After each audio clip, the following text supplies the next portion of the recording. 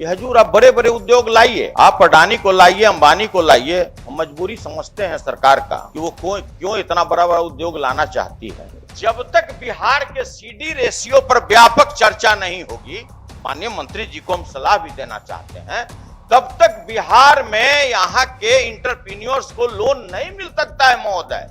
आप कहते हैं कि हम बिहार के औद्योगिकरण में बदलना चाहते हैं, तो कृपया एक बार ऐनक में ईज ऑफ डूइंग भी देख लेना चाहिए कि जिस राज्य का बजट तकरीबन 3,47,000 करोड़ से ऊपर हो, आप किस इंडस्ट्री की बात करते हैं, आप किस उद्योग को बैठाने की बात करते हैं। और अगर 94 लाख लोगों को अगर देना होता तो कम से कम 200 साल से भी ऊपर लगता महोदय। उद्योग विभाग में 1% भी उस बजट का हिस्सा नहीं मिले तो हजूर ये तो पहले ही हम लोगों को समझ लेना चाहिए कि बिहार में आप किस तरह की इंडस्ट्री बैठाना चाहते हैं। विपक्ष कदम से कदम मिला करके चलना चाहता है महोदय, लेकिन देखिए उसकी दयनीय स्थिति है।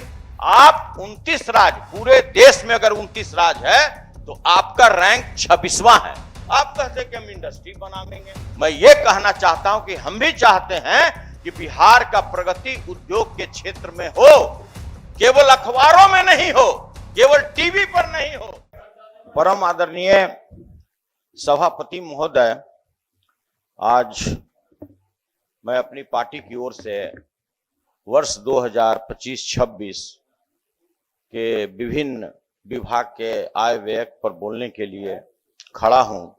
विशेषकर हमारे जितने भी पूर्व के वक्ता हैं, हमारे पार्टी से भी हैं, उन्होंने विभिन्न प्रकार के डेटा यहाँ पे प्रस्तुत किए और 26-27 का है, 26-27 सॉरी।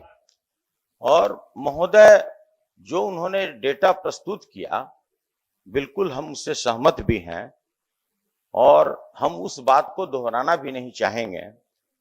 लेकिन जरूर हम इतना माननीय मंत्री जी से आपके माध्यम से कहना चाहते हैं कि जिस राज्य का बजट तकरीबन 3,47,000 करोड़ से ऊपर हो, मोटा मोटी 3,48,000 मान लिया जाए, और इतने बड़े भारी भरकम बजट के बाद भी उद्योग विभाग में 1% भी उस बजट का हिस्सा नहीं मिले तो हजूर ये तो पहले ही हम लोगों को समझ लेना चाहिए कि बिहार में आप किस तरह की इंडस्ट्री बैठाना चाहते हैं, कितने उद्योग को आप लाना चाहते हैं।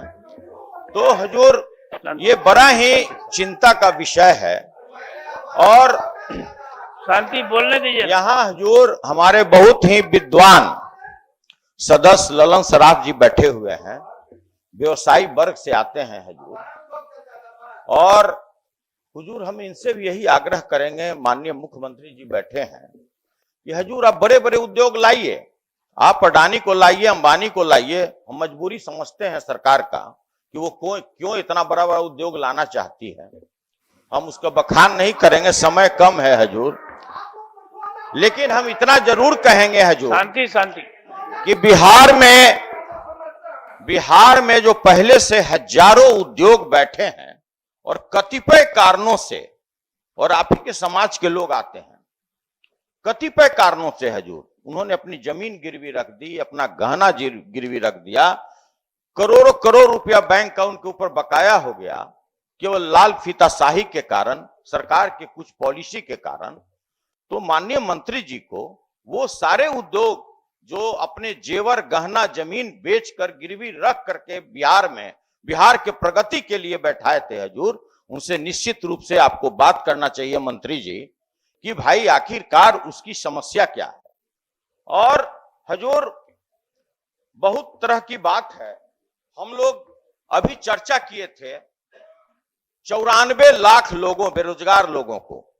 हमने पहले ही कहा है महोदय कि जो डेटा पहले प्रस्तुत है वो हम नहीं देंगे। 94 लाख लोगों को आपने 2-2 लाख रुपया देने की बात की थी महोदय, उसकी स्थिति क्या है हम माननीय मंत्री जी से जानना चाहते हैं कि आज उसकी स्थिति क्या है। हमारे पास जो डेटा है 23-24 में 869 करोड़ रुपए मिले और 24-25 में वो घटकर 456 करोड़ रुपया हो गया। हजूर चल भी रहा है या बंद भी हो गया। और अगर 94 लाख लोगों को अगर देना होता तो कम से कम 200 साल से भी ऊपर लगता महोदय। उसको ये लोगों ने कन्वर्ट कर दिया महोदय ये लोग कर दिए मुख्यमंत्री उद्यमी योजना। बहुत ही खुशी की बात है महोदय। हम लोग भी चाहते हैं कि बिहार का जो बेरोजगार है उसको रोजगार मिले। हम चाहते हैं कि सरकार उसके लिए 2 कदम आगे बढ़े। विपक्ष कदम से कदम मिला करके चलना चाहता है महोदय, लेकिन देखिए उसकी दयनीय स्थिति है। 2023-24 में आवेदन आया 4,64,453। 24-25 में बढ़कर आवेदन हो गया 7,74,567। और हजूर लाभार्थी कितना है? 47,412, जो घटकर अब हो गया 41,323। ये आपके उदासीनता को दर्शाता है। सरकार हरदम कहती है कि मैं इसके लिए इतना काम किया, शेड्यूल कास्ट, शेड्यूल ट्राइब के लिए मैंने इतना काम किया। महोदय, उसकी संख्या तो 1660 से घटकर 272 पर अटक कर रह गई है। तो हजूर, हम ये कहना चाहते हैं, और जब तक बिहार के सीडी रेशियो पर व्यापक चर्चा नहीं होगी, माननीय मंत्री जी को हम सलाह भी देना चाहते हैं, तब तक बिहार में यहाँ के इंटरप्रीन्योर्स को लोन नहीं मिल सकता है महोदय।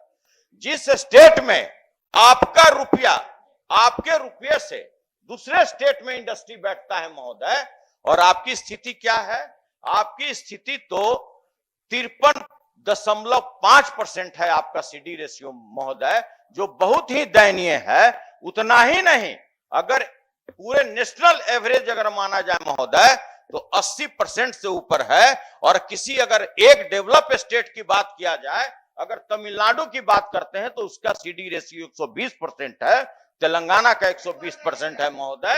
तो ये मेरा ये कहना है कि अगर आप इच्छा शक्ति रखते हैं, आप कहते हैं कि हम बिहार के औद्योगिकरण में बदलना चाहते हैं, तो कृपया एक बार ऐनक में ईज ऑफ डूइंग भी देख लेना चाहिए कि ईज ऑफ डूइंग बिजनेस में बिहार कहां टिकता है महोदय। आप 29 राज्य, पूरे देश में अगर 29 राज्य है तो आपका रैंक 26वां है। आप कहते हैं कि हम इंडस्ट्री बनाएंगे, कैसे करिएगा भाई? आपका जो मैन्युफैक्चरिंग सेक्टर का जो प्रतिशत है, पहले 2021 में आप ही की सरकार, माननीय मुख्यमंत्री जी की सरकार, आप थे 13.9% और आज घटकर 1% हो गए। भयावह स्थिति है। आप किस इंडस्ट्री की बात करते हैं? आप किस उद्योग को बैठाने की बात करते हैं? हुजूर, आज जो स्थितियां है कि 52,000 लोगों पर यहां पर एक फैक्ट्री है, जहां पे गुजरात में मात्र 6,000 लोगों पर एक फैक्ट्री है। मैं ये डेटा दे रहा हूं, मैं कोई आईना नहीं दिखा रहा हूं। मैं ये कहना चाहता हूं कि हम भी चाहते हैं कि बिहार का प्रगति उद्योग के क्षेत्र में हो, केवल अखबारों में नहीं हो, केवल टीवी पर नहीं हो, आपके बतौलाबाजी पे नहीं हो। हम चाहते हैं कि रियल डेवलप हो। महोदय, आपने महोदय ये आप बिजली बिल की बात करते हैं महोदय, हम केवल बिजली बिल की बात करते हैं कि आज बिहार की जो स्थिति है बिजली बिल में, आप पर यूनिट इंडस्ट्री वाले से क्या लेते हैं?